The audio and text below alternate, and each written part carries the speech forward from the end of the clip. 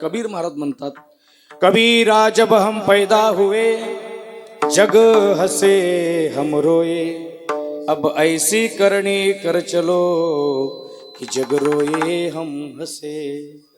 चदरिया झीनी रे झीनी के राम नाम रस भीनी, चदरिया झीनी रे झीनी।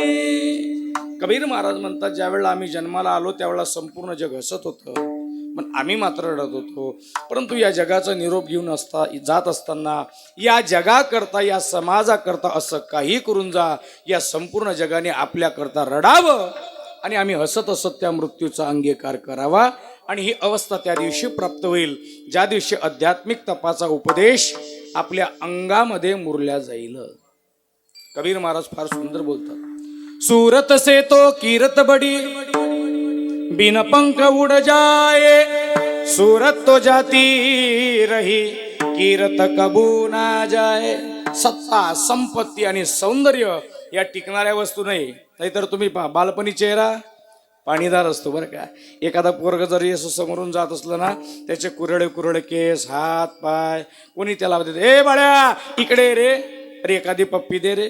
पण एखाद्या 90 वर्षाच्या म्हाताऱ्या माणसाला कोणी म्हणतं का, आजोबा इकडे यावं एखादी पप्पी? पप्पी नाही, टप्पी नाही महाराज। अर्थात बालपणी चेहरा पाणीदार, तारुण्यात शृंगार, म्हातारपणात भंगार, आणि त्याच्या पुढं गावाच्या बाहेर लोक नेऊन लावतात अंगार।